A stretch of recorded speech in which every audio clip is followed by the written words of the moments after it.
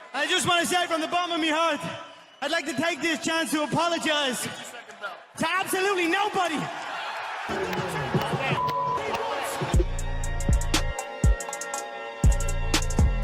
Oh, Great American Pillow Fight coming at you.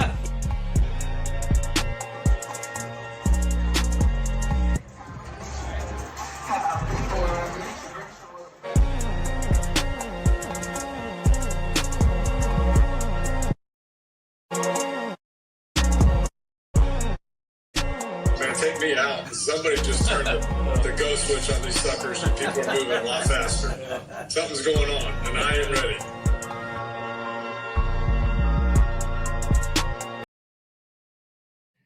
We would like to take this time to thank one of our corporate sponsors, Louisiana Downs Casino and Racetrack.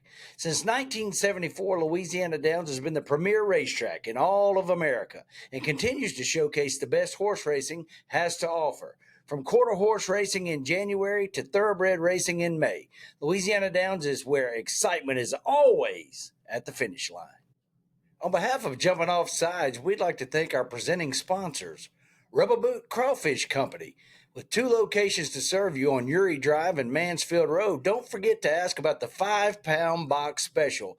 Tell them Jumping Off Sides sent you.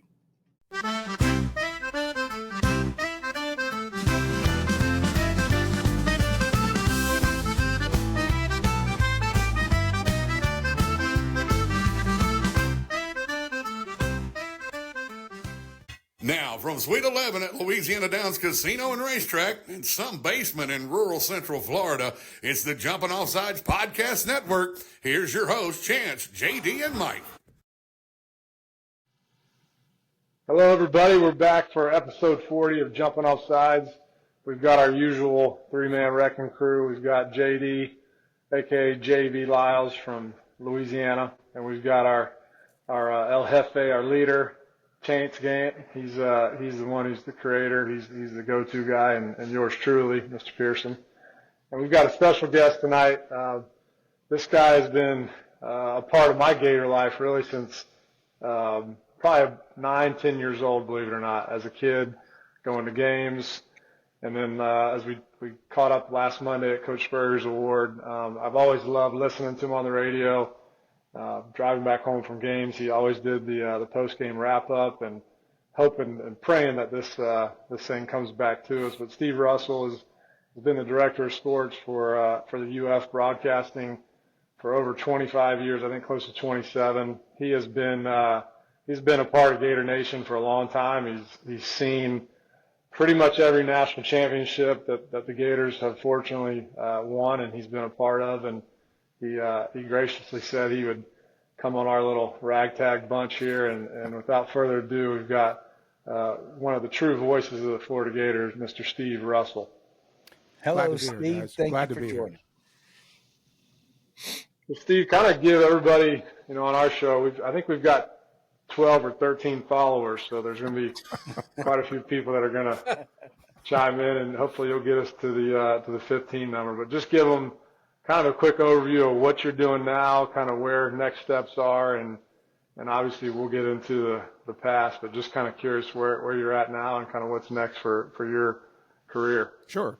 I was fortunate enough to be hired as the sports director at WRUF in 1998. And in that time, I've always been teaching, and I miss it, but I just felt it was time to retire from that. So in January, I retired from that after almost 27 years. I am semi-retired. I'm like my dad. I can't just do nothing.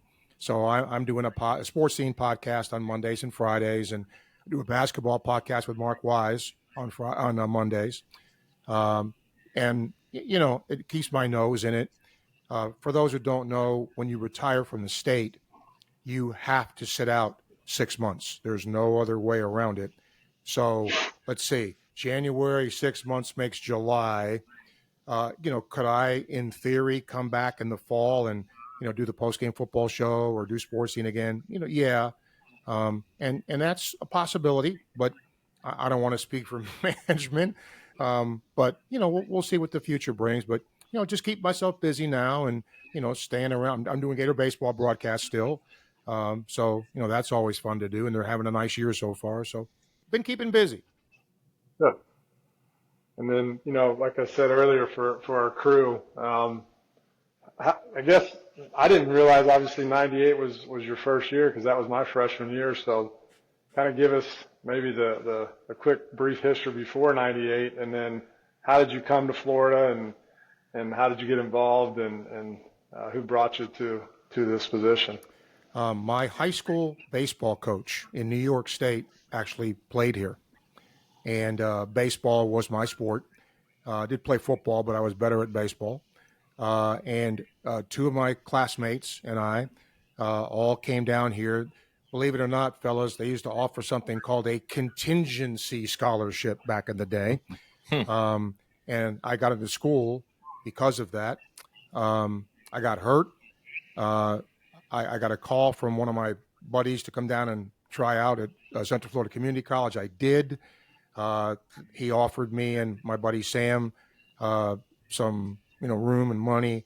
I was really excited. I called my mom. She said, "I'm not making that decision for you. You're making it." I was already in Florida at the time. I knew I wanted to do this, so I turned it down and stayed at Florida. And as a student, I got involved in covering, Gator athletics. The late, great Otis Boggs, longtime voice of the Gators, was, my mentor there. And that's how it started. I went to work at TV 20 for a while, and I'm doing some stuff for them now too. And I even worked as the county's public information officer for 10 years.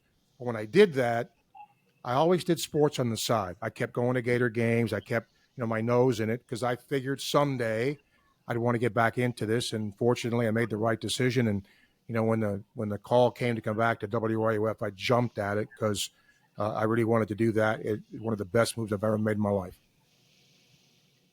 I've always been curious, kind of how much interaction did you have with some of the, I'll call them the Gator superstars that we see on ESPN and Fox, and Erin Andrews and Rutledge and Jesse Palmer and some of those. Like, where did you kind of help mentor them and have some involvement in their progression? For all the years I've done this stuff and, covered game, like you said, I've been to national championships. I've been so fortunate to meet the people I've met, interview the people I've met. Nothing makes me happier than to see somebody I've had a chance to work with be successful in our business. Erin Andrews was one of the first. Her dad is in the business, so that kind of helped her a little bit. Mm-hmm. Laura McKeeman, back in her day, did not really know she wanted to do this. She kind of did it on a lark. And then as I watched her grow, you could see sort of the talent she had. Christina Pink works the sidelines for Fox, for NFL. She was one of ours too. There's so many that have gone through our halls and doors, and it's always fun. When I retired, they made a video for me. I didn't know they were going to do it. And Erin and a lot of my former students, did that for me, who've gone on, and they're working, behind the scenes, in front of the camera, and back of the camera. And that's just a great source of pride for me. And I'm really, really proud of them. And if I had, that much to do with it, that's good for me and good for them. Yeah, no, I certainly would say you had a lot to do with it, because Erin Andrews is a fellow, Hillsborough County alumnus, if you will, and I'll occasionally, when I say occasionally, it's always like once every 3 years for some reason we'll pop into each other, and we've always talked about kind of her time and mentors, and she's mentioned, hey, Steve and other people that have had a lot of influence. So that's a big reflection of you, and I think you should take some extreme pride in that, because those people have gone on to do some really, really unique and big things, and you've had a big hand in it. So I do take pride in that, Mike, but it's more the fact that I get to help kids. That's Otis helped me. He pointed me in the right direction. I never forgot that. Back then, the football show we do now the pregame and the postgame, that was called Dial-A-Score in the 70s. And Larry Vitale and I hosted that, and it was the same formatic. People would call after the game, except back in those days, remember, fellas, you might have had one or two national games in the 70s. That was it. Well, we had runners, students, go to the AP wire machine, pull wire copy, and send us scores so we could say, hey, here's an update today. Alabama leads LSU 14-3 in the third quarter. Well, we got those from the AP wire. And when I tell my students that, they think I'm Methuselah, man. But you know what? I am Methuselah because that was a long time ago. But that's how it was back then. Yeah. But that got me started. And again, it's led to great stuff for me.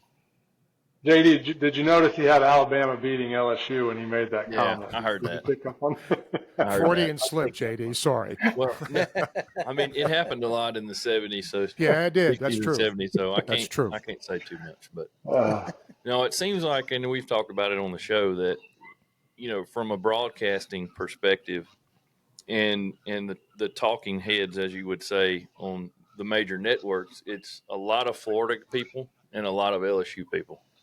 I don't know why that is, but it just seems like they're the people that are the most vocal, and out there.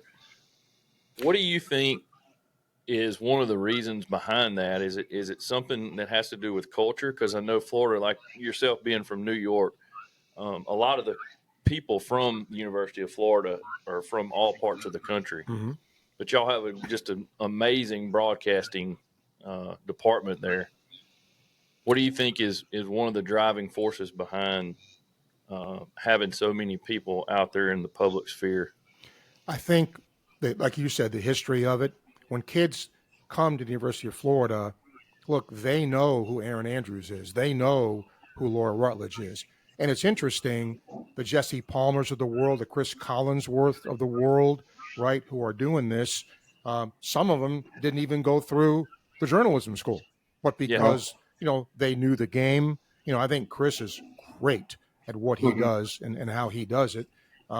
And Jesse, look at the personality Jesse's become, not just in sports, but, the Bachelor and everything else that he does. So, I think some of that is just God-given, where some of them didn't go through the journalism school and yet, have accomplished great things. But I think the history of the program, really, and the fact that the kids know, because they can see Laura Rutledge, they can see Erin Andrews, they can see how successful, they can see Christina Pink.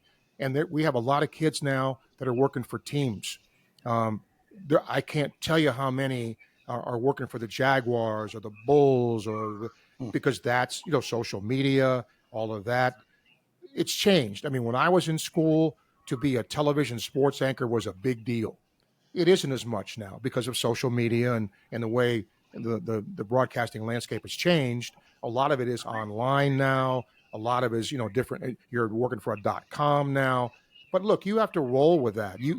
That's part of the growth for me, that, I had to learn, because that wasn't what I did, certainly, when I was here. So when I came back, I had to adapt and learn, different things so I could teach them, and it's really helped me. That's very so. A friend of the show that's been on too is James Bates. Did he go through your journalism? He's actually on the faculty now, and Basie didn't do a lot of that. I didn't ever have him. But again, there's a case in point, right? Look at his personality. Perfect. God knows with him. But once again, he knows the sport, though. And he does his homework. And that is, I don't care what school you're from or what you do. It shows if you do your homework. It shows if you know what you're talking about. It shows if you're connected and you're talking to coaches and players. And, Batesie's really good at that. Now, he injects a lot of humor when he does it. But if you cut through that, he really knows his stuff, and he's done a great job. And he's, in the college, he's teaching our kids as well, and he's doing a great job at that too. Yeah, he's been. I've always been curious, Steve, because I'll say, maybe speaking for JD and Chance, we obviously are passionate about our football teams, and we have some really good, I'll say, insight and perspective. But where I'm always curious for a guy like yourself is where you can't really have a favorite sport. I mean, you probably do outside of your job hat, but how do you kind of, I'll say, keep yourself invigorated for June to June versus, guys like us, like this time of year, we typically only do one show a month. And during the season, football season, we do it every week. So kind of walk us and kind of the average Joe fan, how do you keep yourself engaged for basically 11 and a half months, if not 12 months out of the year on all sports? Well, first of all, if you're going to do a show in Gainesville, you have to know what's going on at the University of Florida in all sports, right? Mm-hmm. I mean, do I know much about swimming? No, but guess what? I have to know some of it because that's a big sport here. And Anthony Nesty was the Olympic coach. So you have to, be in that. I do some softball broadcasts. Tim Walton and I are terrific friends. He's got a great program there. But I also have to know lacrosse because that sport is nationally ranked. One of the things that helps me, I've always tried to have a good rapport with coaches because they can help you. And when lacrosse started as a sport here, I said to Mandy, I know this about lacrosse, this. And I admitted that, and she laughed. But now, if you want to ask an intelligent question, well, you got to do a little research, right? You got to understand a little bit about this sport. And, when they drop the sticks, I never knew what that was about. So I asked her, I said, why in the world do you drop it? And she explained that after you score, blah, blah. Okay. So part of it, guys, is a learning experience for me to get to know those other sports because somebody is listening to you.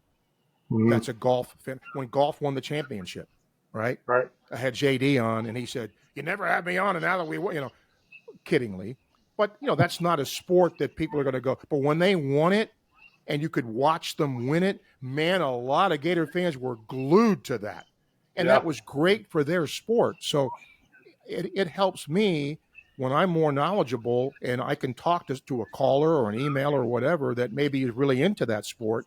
I kind of have to know a little bit of something, but I'm not also afraid to say I don't know because I don't know everything. And then somebody asks you something, you ask the right person, you get the answer.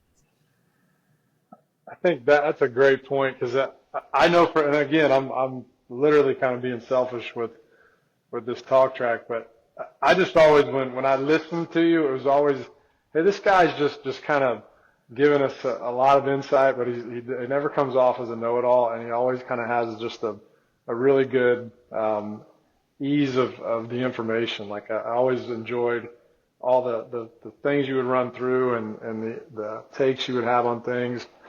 As I said, like a little kid as a 9-year-old driving back, and the only bad thing is it's gotten better now because obviously radio and satellite is way better. But I always remember right when we hit about the last Ocala exit, it would start getting real crackly, and we try to either hopefully we're going to hit traffic or because it just, again, I'm being honest that I grew up a Gator fan, lifelong fan, and it just really it was like that whole experience that you got on Saturdays that I always really had a special place in my heart. I can flip this around, Mike. Because, in back of me here, I've had some athletes sign things or whatever. I'm a fan of, whatever. But when I retired and I stopped and reflected on the years and the thing I get asked this a lot, what do you like best? I like interviewing the best. I pride myself on being a decent interviewer because I do two things with that. One, I want the person watching or listening to get information out of that interview. And number two, I want information. I want to get, there's an art to that. I really believe that. I mean, anybody can say, gee, Mike, you played from 1998 to whatever, what. All right, there's nothing wrong with that. But, dig a little deeper. What was your favorite game? What was the toughest part about playing the offensive line?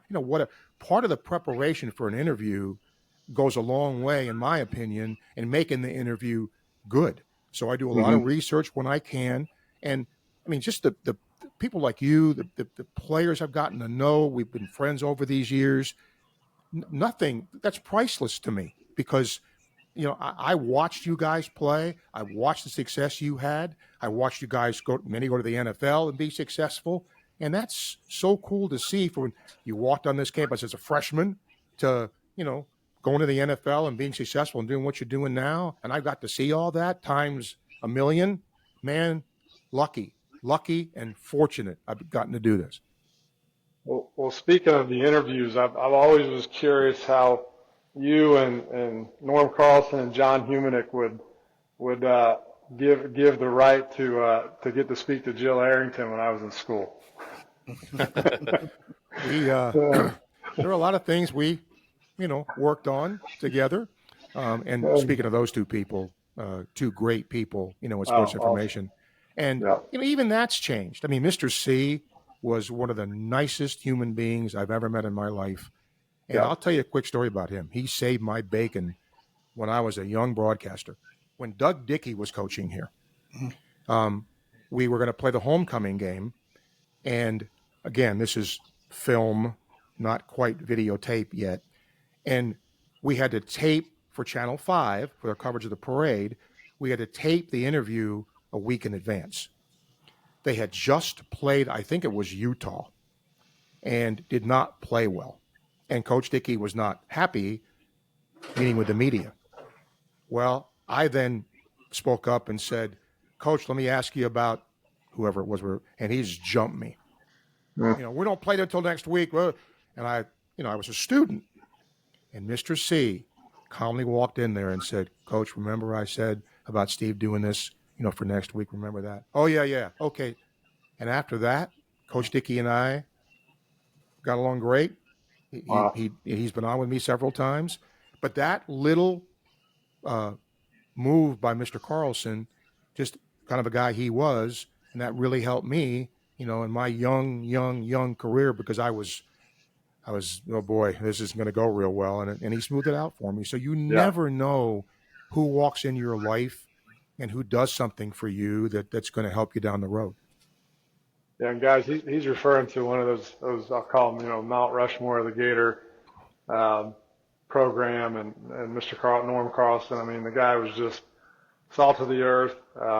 Really did a phenomenal job in so many people's careers, and like Steve said, just giving you little coaching things and little hints here, and just subtle, things that you didn't really, as I say, a young kid, a freshman, sophomore, or you're starting to kind of get a little bit of exposure or people, asking for your time. He would give you these little tiny tips, and it wasn't like he was thumping you on the back of the head. It was just more of, hey, maybe talk about this, or hey, maybe, use a little bit more of a team kind of approach. And maybe Steve, because I'm not really privy to the circumstance, but talk about how guys like Norm and others would create this Heisman campaign that they were in charge of. And maybe some people do or don't know that, but especially back before social media was such a thing, like give the viewers a little bit of insight on like Norm Carlson's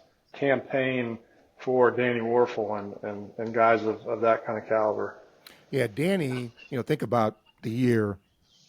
It wasn't quite the social media age yet, but we'd gotten past his campaign for Steve Spurrier, which was 30 years before that. So it was a little bit different, but remember your campaign, and he understood this, it's to the Heisman voters. Doesn't matter what you and I think, right?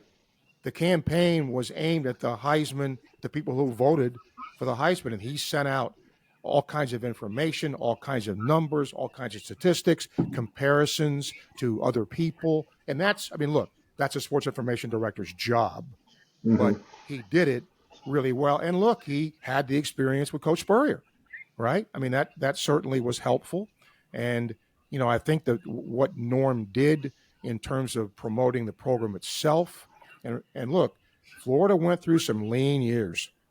I mean, before Coach Spurrier, there certainly was the 84, 85 group. But when Coach Dickey was here, pockets of success, but then, he was let go. What happened to Charlie?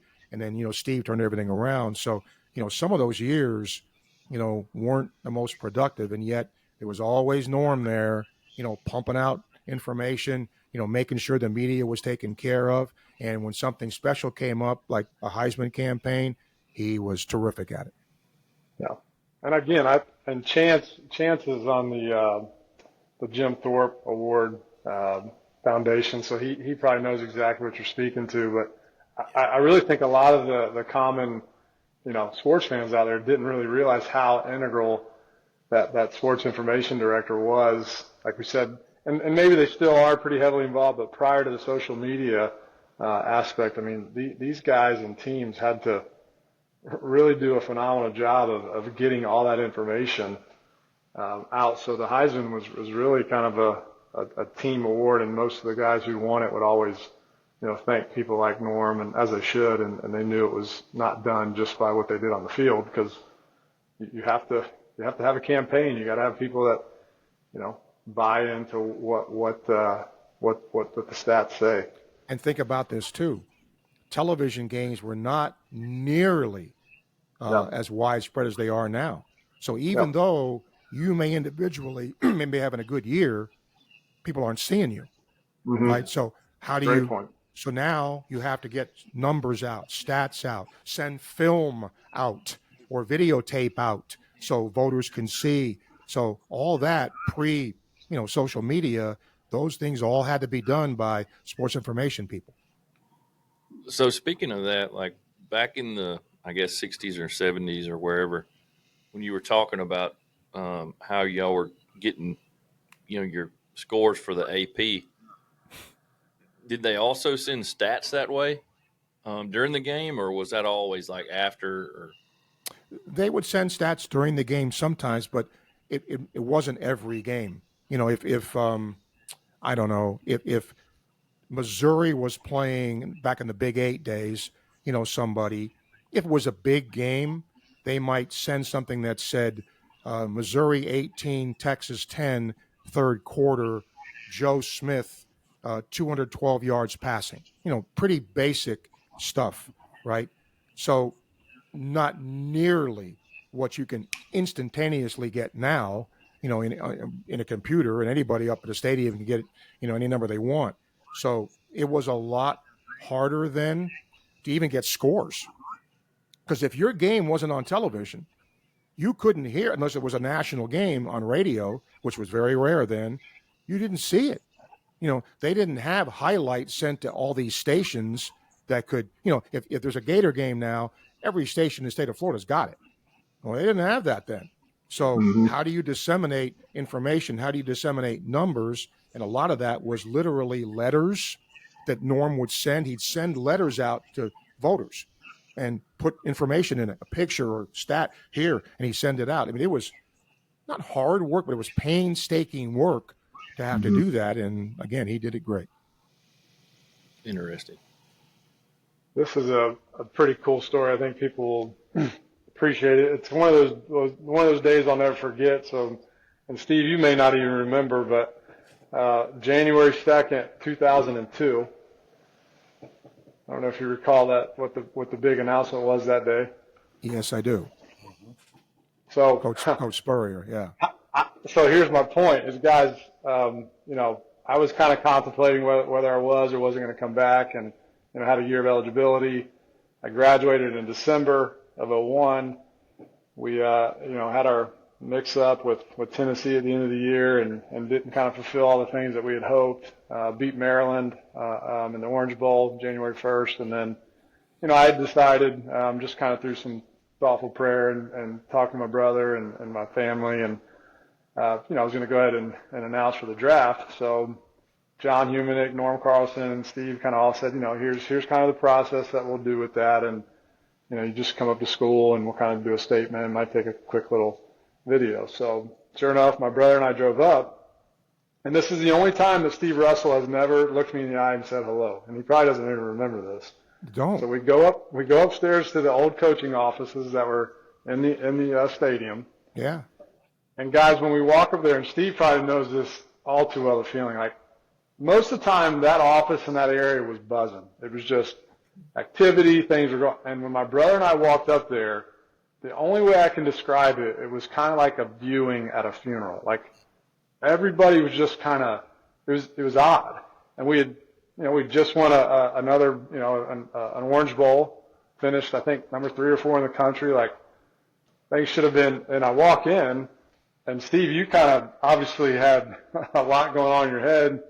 And I just got, hey, Steve, what's up? And you just kind of kept going. And my brother's like, man, I said, yes. I said, Steve, and I'm just telling you, like, my joke to the story is January 2nd, 2002 was not a big day because I was saying, hey, I'm going to forego my last year playing and go on to the NFL. It was because literally my brother and I were the first non-football university athletic related people to find out about this news. So kind of what I was asking you is, what time did you find out? Because I think we found out maybe at like 11 a.m. when we went up there. And funny enough, John Humanick and Norm Carlson said, Mike, I don't know how to tell you this, but Coach is resigning. I was like, what? And they're like, yeah, we just don't think today's probably the best day for you to make your announcement because it's just going to get washed over. And then I quickly said, well, look, I'm an offensive lineman, so I don't think it really matters anyway, but I'll do whatever you say. So kind of give maybe the sports fans as much or as little as you care to about that day and kind of how you got notified and then all the things that kind of transpired. Well, first, let me apologize for not saying hello because I don't know why I would do that. But you had a lot going on. There had been rumors that Steve might be leaving. If I think back to that time, I thought it was possible, but then I thought, gee, he's been so successful, but I can remember, him saying 10 wins isn't good enough around here anymore. Mm-hmm. And that's why when that came up, I thought he would go. Mm-hmm. I think he always kind of had the itch to try it, and it didn't work out. But everybody was in shock, obviously, but I was happy for him because look, we all want to do things in life, and I don't care what it is. If you don't try it, he might have said, "Gee, what if?" And again, could it have worked out better for him? Sure, but I know there were some rumblings about him going to the NFL, and this wasn't the first time either. Right. I mean, in previous years, his name, like now, Jim Harbaugh's name, would come up in every NFL opening until he finally took one. So it was kind of like that, Right. So surprised mildly, but I wasn't shocked because his name was coming up a lot. Yeah. No, it's one of those days where my brother and I chuckle because it's like, where were you January 2nd, 2002? And literally, I think it was either Mr. Carlson or John Humanick looked at me and my brother and said, if either of you say anything, and he didn't say another word. This was like he turned into dad like really quick, and we're like, yes, sir. Not going to happen. And back then, stories were certainly broken, through a source or whatever, and that's always been the case in media. But I think there was a lot of respect for Steve with the media, and media boys. You always tell us, come over and do interviews. And for me, as a quick aside, I always had a good relationship with him. But now, doing a podcast with him and Shane, I've gotten to know him at a different level. Yep. And I've said this to, 5,000 people. If anybody would have told me that Steve Spurrier would have a restaurant and be as successful as it is, I'd have thought you were a loon. Yeah. I just never connected that. Yeah. But it's a great place. And I'm not giving him a plug here, but if I didn't know Steve and I walked in the restaurant, it's a terrific restaurant. The food's great. And look, if you're a Gator fan, if you're I mean, look at all this. And what's great about it is Steve personally takes stuff in and out. You know, I haven't seen my golf trophies. I got to get my golf trophies in there, and he'll replace something in there. You know, so he really cares about what that restaurant is and what it looks like. And I'm just so happy for him and Jerry because the place is great. Yeah, Chance and JD, they went up with me with when Rex had his happy hour the Friday before the when he wanted the fans to storm the field.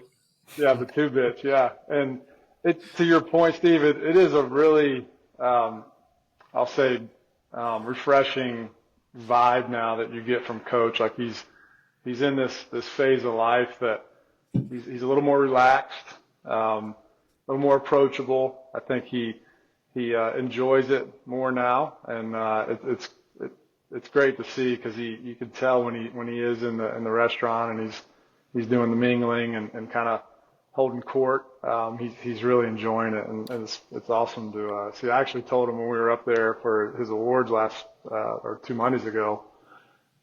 Told him and Freddie, I said, look, I'm not telling you guys have to, but Tampa still has a pretty big following for Coach Spurrier, and I said I think this restaurant would do great down here. And Coach was like, well, yeah, maybe, I'll let Freddie decide. Talk to Freddie. Yeah. I can hear him. Mm-hmm.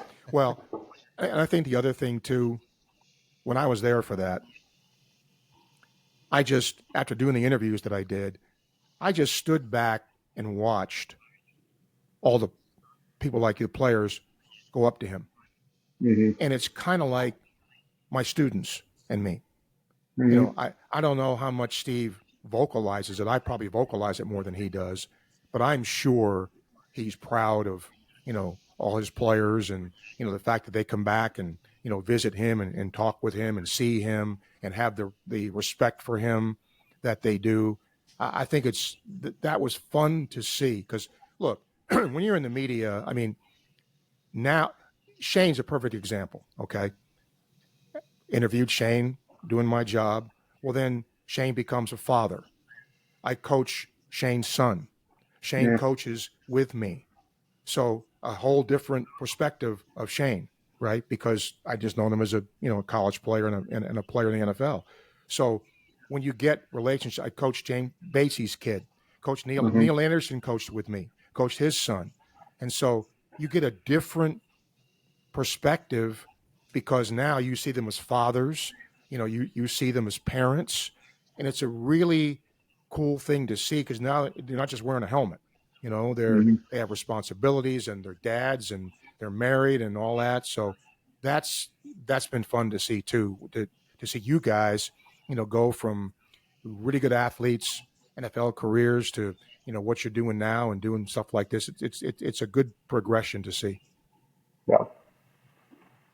Yeah. He's definitely enjoying, I don't want to call it the twilight of his life because I think he's got a lot more tread on the tire, but he's definitely enjoying this part of his life, and it's fun to it still amazes me, fellas, how much he remembers. Oh, yeah. We'll be sitting there, and he'll say, hey, Steve Russell, back in 1992, who won this game? No. Yeah, 37-24. He'll tell you the score, who scored, what play it was. He has an amazing memory. Yeah. I just kind of look at him like I'm not sure what I had for supper last night, let alone, what he remembers. But when he draws a play up, he draws a play up. He still remembers what my wife's name. Yeah, and he draws a play up, and he goes, "Yeah, we ran this. Ike and Riddell ran it. And we played him so and so. We ran this play." I just kind of sit, Shane. I just kind of sit back and just look like, okay, good coach. Because it's so fun to watch him do it. It's great. Yeah. So, what was it like in those days following his resignation and going to the Redskins? I guess I know that. Correct me if I'm wrong, but wasn't he the highest paid coach in college football at the time? I don't remember I think he was that. Right there, it was. But it was up there. Yeah. Yeah. It was. Look, anytime you follow a legend, it's hard. And I knew Coach Zook, liked Coach Zook. And I think Ron was a good coach, but he made the mistake, in my opinion, of, somebody asked him in the press conference about Coach Spurrier, and he said, I'm not Coach Spurrier, I'm Ron Zook. And I get the point he was trying to make, but man, you got to acknowledge a guy like Spurrier. Yeah. Even if you want to be your own guy, and I get it, you have to give lip service to that and say, yeah, he was great. And not that he disrespected him, but he kind of looked at it like, it's my turn now. I'm going to coach the way I coach. And I certainly understand that, but you never want to follow a legend. There's always a saying that, and it's hard. I mean, who wants to follow Nick Saban? Who wants to follow Bear Bryant? Who wants to follow Steve Spurrier? It's hard because you're expected to have the same level of success. It's like, look at basketball now, fellas. Look what Todd Golden's done in a short amount of time. He's resurrected the program to be a national power, and yet Mike White was a good coach, but he wasn't Billy Donovan. And so it's hard. Todd got the benefit, if you will, of following Mike, who was not ultra successful. And so now he can run for mayor here because of what he's done. So sometimes it's, who you follow and what you can make from that. Yeah, I guess talk about some of your interactions with Coach Meyer. And look, I know there is a yin and yang of the Gator faithful with him, but, I always try to focus on, look, you may not have liked the delivery. You may not have liked the process, but you dang sure are proud when you walk around with a 3-time national championship program, across your, T-shirt or on your Gator license plate. So kind of what are some of the things that you can share of Coach Meyer's time and your interactions with him and that tenure? I got a quick story. Charlie Strong, one of my dear friends. And back in the day when Urban was here, Philip Fulmer was here. So on my show, I would get, because there was no SEC network then, so because we were the flagship station, I would be able to get Philip Fulmer or, whatever the coach was. And a guy called the show one day and said, hey, you can get all these other coaches. Why can't you get Coach Meyer? Because I had trouble getting him. So I called Charlie, and he said, come up to the office. So at 10:30 in the morning the next day, I walked up, and Charlie was walking out with Urban. And Urban said to me, you got some kind of problem with me? And I said, do you have some kind of problem with me? And Charlie said, see ya. And we, hacked it out, and he said, here, from now on, just call me. And from that day, we've always had a terrific relationship. Did he do stupid things? Yes. And it cost him. Okay. But people have the way he left here was awkward. It wasn't the best, but for anybody who trashes him, you have the right to your opinion, but then you just pointed out, Mike, then don't claim the national championships because he won them. Yeah. And look, you can question, some of the off the field stuff, but much like, the talent with your teams, nobody can look at those teams and say they didn't know talent and didn't coach that talent up. And Urban's come on with me many, many times on the show. I'm glad he's doing what he's doing. And I'm also glad, he deserves to be in the Ring of Honor. I've been out in front and saying that. I think had he not screwed it up with the Jaguars, he'd probably already be in there. But I think the fact that, it's getting close now to the 20th anniversary of, the 06 champions. I think that would be, the 84 team got honored. That's a whole nother story. So why not bring Urban back, for the 20-year anniversary and maybe put him in the ring at that point? I hope Florida does. Yeah. It's hard to believe it's been almost 20 years. I know. It's incredible. And those teams, good gracious, how much talent those teams had. Yeah, and, everybody thinks of Tebow, and that's, should. But, how many guys from those teams went to the league? Yeah. Incredible. And that's, understand that's looking at talent, evaluating talent, coaching the talent, and then coaching the talent up. And and he had great coaches that were on his staff that helped him. Mickey Marotti was, now you couldn't do some of the things now that you did back then, but that's in any program, the way the sport's changed. But yeah, he deserves, did he screw up? Yes. Did he do some dumb things? Yes. But he belongs in the ring, and I hope he gets in there. Mickey Marotti was one of my favorites. You bet. I coached his son too. Really? And Urban always gave Mickey props, fellas, because of what he did in the weight room. And I'm not sure how many coaches do that, but he always praised Mickey. You're absolutely right. And also finding speed.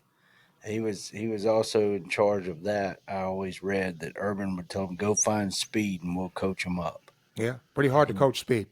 Yeah. I mean, you have that. I mean, and what they did, Percy Harvin played in the NFL, but he was never a great route runner, right? You don't look at him and go, wow, he's, Fred Biletnikoff no. But what they did with him, crossing routes, gave him the ball, and well, guess what? He could do those things. So as a coach, that's great coaching.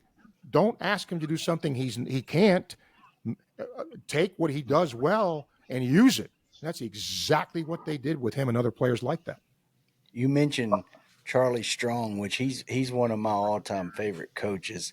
And I always felt like he did not get the proper time or help at Texas that he deserved, because I think the deck was against him to start with, but I always thought he would have had a much better tenure there had he had a little bit of support there. And I wish that would have worked. But he's a guy that I would love to welcome back in Gainesville as either a DC again or some sort of be part of it, or even if it didn't work out with somebody like Billy, have that opportunity to coach the Gators. Selfishly, I'd love to have him here because he's a dear friend. And I know they've had Charlie here as an evaluator. Hey, go in this room and see what you think about how it's done. I think there was some discussion at some point about him coming on the staff. It just never materialized. I also agree with you about Texas. I don't know the ins and outs of that, but I think the leash was pretty short for him there. I wish he would have been given more time to see what he could do. And it's funny, he's in the media now. He's doing games on television as an analyst. But he's always a coach to me, and a great guy, and good coach, even better human being, dear friend. Mm-hmm. How many I guess tenures or turns did he have in Gainesville? Was it 2 or 3? As far as the coaching staffs, yeah. I think 2. Okay. I think 2. He's I'm definitely not great at math, but I think 2. Yeah, he's a past definite 2. I get a little shaky, so I think it's 2. Hey, I have a question for you from a teaching standpoint, Mr. Sure. Steve. What are things you look at and to see what are things you're really looking at to see who's going to be a good person in media, if you will? Like some things that you pick up on that you're kind of looking for. That guy has this or that girl has that, and things you can build on. And when you see that, as the second part of that question, when you see that, how do you build on that? Work ethic, I think, is one. Laura had that. Back in the day, we had a shift called Morning Line, which was from 5 to 9 in the morning. We had 6 sportscasts that were 4 minutes each, and that person would do every one of them and not tape them. They would be done live. And Laura, now look, as a college student, how many college students volunteer to get up at 5 in the morning? Raise your hand. Not many. She did it 3 times a week. She volunteered to do that because she realized that she would get more reps on the air. And then when we would go over scripts and, I always go over that. How are you as a writer? Okay. And one of the first things I would say to somebody, okay, you want to do this. Who's the softball coach here? I don't know. Well, who's the women's basketball coach here? I don't know. Well, then how can you do this? You're telling me you want to do this and you don't know the coaches on your own campus? Well, it does one of two things. Either that gets them out, or, hey, I see what he's trying to say. I gotta do that. And so that's one thing. What do you know in terms of your own campus? And then you look for things like, is somebody a good writer? Are they good on the air? But more importantly for me is, what do they learn along the way? How do they get better? My job, I always felt, was to take, Mike Pearson, Joe Smith, whoever, and make them better as they went along. And how do you do that? You go over their scripts. You sit and you go over how they are in the air. Hey, use inflection here. I wouldn't have written this sentence here. When you write a web story, let's go over it. Let me see what you wrote. What are you trying to say in this piece? So those little things sort of add up. And then when your time is done with them, I also did work with them in television. So how are you doing? What is your feature on? Why are you doing this feature? Let me see your script. Why is this story your lead? Tell me your lead story today. Why is it your lead story today? And through all of that collaboration over, several weeks' time, at the end of the semester, you kind of go, yeah, come a long way. And sometimes, not everybody does it.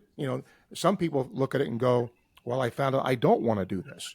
And that's okay too, because maybe you'll do something behind the camera. Or, my son was in college when I was teaching, and he didn't take my course. And I was really disappointed. And so I said to him, why won't you take your father's course? He said, Dad, I don't want to do what you do. I want to be behind the camera. Well, now, if you go to a Gator football game, he's on the field shooting for Gator Vision. If you go to a Gator basketball game, he's more or less under the basket with a camera. Been doing that for years. And he runs the video over at East Campus. So he's been really successful, but he made the decision he didn't, want to do that. And I'm glad he did, because he's good at what he does. That's awesome. Yeah, you're helping people find what they're really good at and helping them get that's better. My job. That's a good insight and good story. And I think for every time we have a Gator legend, I guess among the many highlights you've been a part of, are there any in particulars that are stand out amongst others? I know one time for me, it was Tebow's last home game. So in 2009, it was versus the Seminoles. And again, I'm driving back to Tampa, and I was like, you know what? I've never actually got into to Steve Russell's calling lineup. I kid you not, I called in. Don't know if you remember or not. I actually got through, and I asked you, I said, Steve, what's the difference between Danny Warfel and Tim Tebow? And you clearly said, Mike, the best way I can describe it, and you said you were in the stadium tonight, right? I said, oh yeah.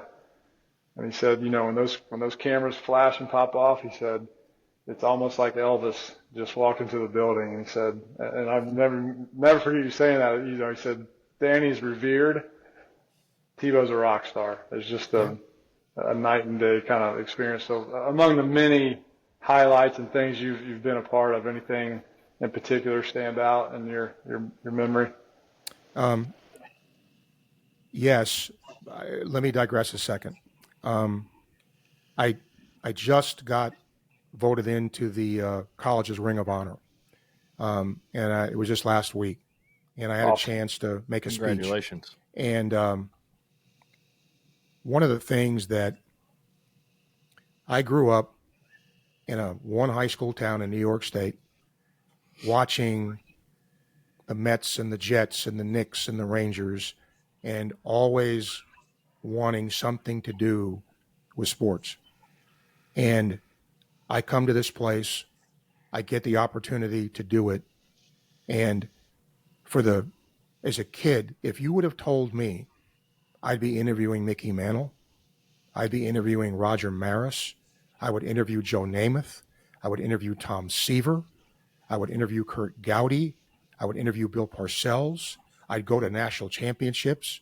My son was working, he was working for Billy Donovan. We went to the national championship. I got to share it with my son. So I went back for my high school reunion.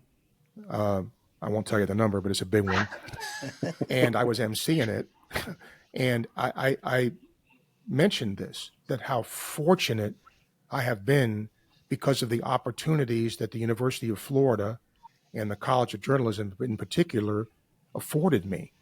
Without them, I'm not here. Without them, I don't have this. And I'm forever indebted to them and people like Otis Boggs and some of the other teachers I had. Quick story.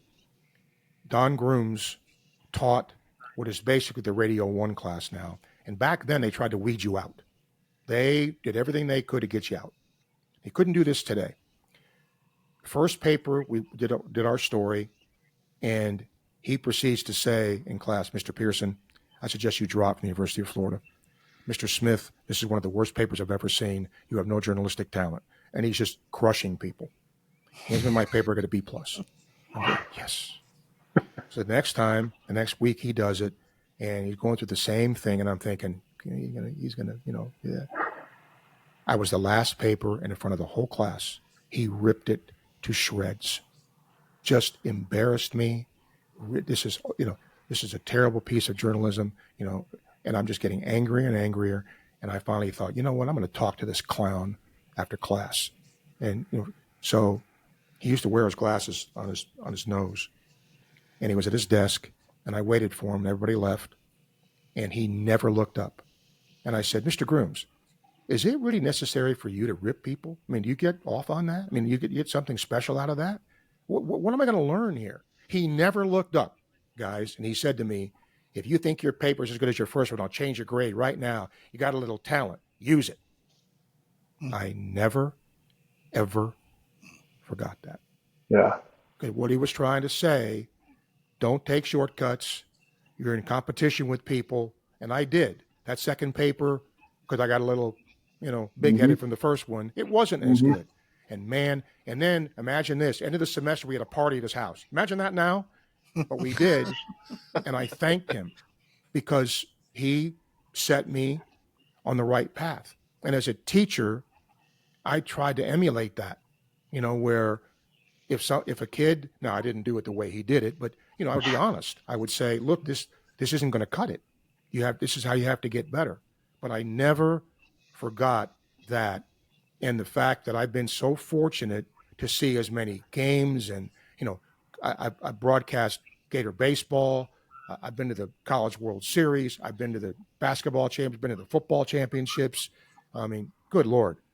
For a kid from one high school town to get to do all that, man, if you'd have said that to me when I was 16 years old, I'd have thought you were a lunatic.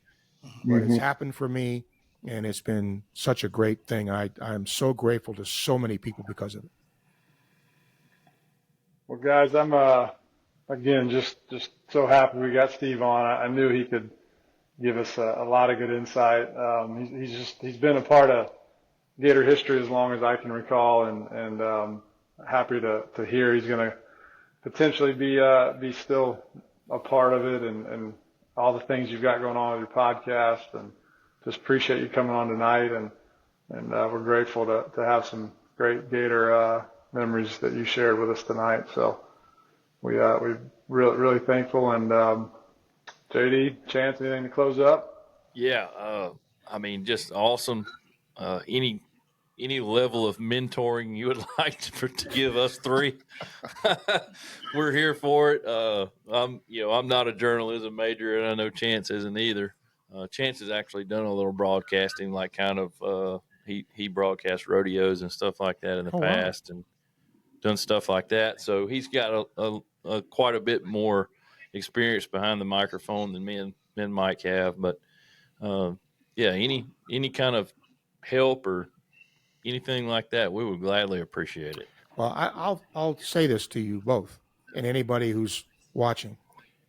There's all kinds of different ways to make something work, right? You don't have to be an experienced journalist to have a good podcast. Sometimes it's your stories, or sometimes it's the questions that you ask.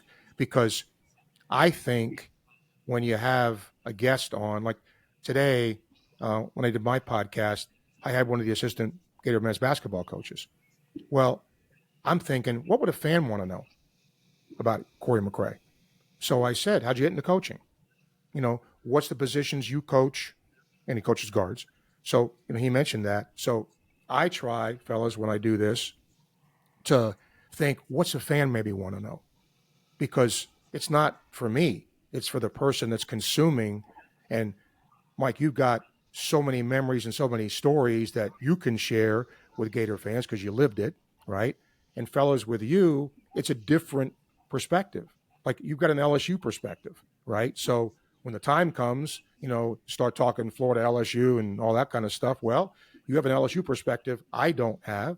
So that's helpful too. So there's the great thing about journalism is, especially now, because there's so many things you can do, there's no, real right way or wrong way, but, know your audience, know who's watching you and what, they're going to try to consume. When I did radio, I did my sports scene show, I always like getting feedback from callers. I want to know what people are thinking. I want to know what they think about a team or a coach or whatever. We don't always agree. And even if it's about, is Urban Meyer belong in the Ring of Honor? Well, there's people that called yeah, people that called no. But guess what? That's what sports talk is. That's what it generates. It's like a podcast. You can do a podcast now on just about anything, but it's a different, there's different ways to do it. And I love the name, Jumping Off Sides, too. I love that when I saw that. Mike, I went, that's pretty cool. So, guys, I think just do your thing, have fun with it. And that's the most important thing, man. Have fun doing that. Thank you. Yes, sir. Thank you. And the next thing he's going to say is take 2 weeks off and quit. Let's say it. He's going to have his glasses down the bridge of his nose and not look up and say, I got an idea for you boys. That's right. And so let me ask you this question, Mr. Steve, and then we'll let you go. But one of the things I think we want to start trying to do at the end with our guests and stuff. So there's a song by Luke Combs, if I wasn't doing this, I'd still be doing this. But if you weren't doing that, what do you think you would like to do or would have liked to have done? Coach. I get that. Coach. Yeah. I was a high school coach once. Really? When I came to school here, I was playing softball, and one of the guys on the softball team was coaching football at Eastside. And I said, you guys need any help? He said, well, go see Coach. And I did. And you're going to laugh at this. I was the advanced scout. I would sit in the stands at the next week's opponent with a, pad of paper, drawing formations and drawing plays and writing what I saw. And then I got to coach JV, and then I got to coach baseball. And I coached baseball at Eastside, and we won a district championship at Newberry when I was coaching there. So probably that, because I really enjoyed that. But I had to stop it because in the interim between getting my radio show and getting back to university, I was actually a public information person for county government for 10 years. And I did a sports show on the side. So I always kept my nose in it. And I really enjoyed that. I learned about government. And instead of, me interviewing somebody, it was a microphone in my face. But because I had the experience, I could tell my staff, this is what they're going to ask you. Let's rehearse this. Let's try this. So, again, I've done, different things. But, at my age now, would I coach? No. But if I didn't do this, I really enjoyed coaching. Because, again, you're teaching. That coaching is teaching, right? And so probably that. But I can't think of – when I was a kid, I wanted to be a pro baseball player. I wasn't good enough to do that. And I wanted to perhaps coach and teach. Those are really the only things I really, really wanted to do. So, I could look in a mirror today and say, how fortunate I was, because I've done most, except be a pro baseball player, but I'm broadcasting Gator baseball games. So guess what? That's the next best thing, and seeing all those great players do that. So truly blessed. We're truly blessed to have you on, and thank you, Mike, for reaching out to Mr. Steve to get him on episode 40. Thank you for that. Appreciate you guys. Well, we end the show like this, so we're going to wrap up episode 40, and what we ask you to do out there is strive for perfection, and I'm not even going to let Mike say it. We're going to settle for excellence. Strive for perfection, settle for excellence. That's a wrap. Episode 40 in the books. Thank you for tuning in to the Jumping Off Sides podcast. For all the latest content on the Florida Gators and the LSU Tigers, tune in each week as we bring new and exciting guests from legends to life, bringing you behind-the-scenes stories from all your favorite athletes and coaches like never before. Everything you love is right here. Go Gators. Go Tigers. I just want to say from the bottom of my heart, I'd like to take this chance to apologize to absolutely nobody.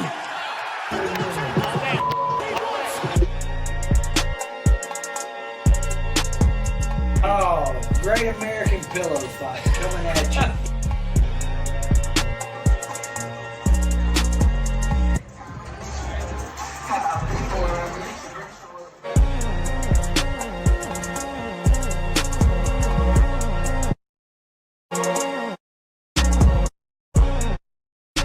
Man, take me out. Somebody just turned the go switch on these suckers, and people are moving a lot faster.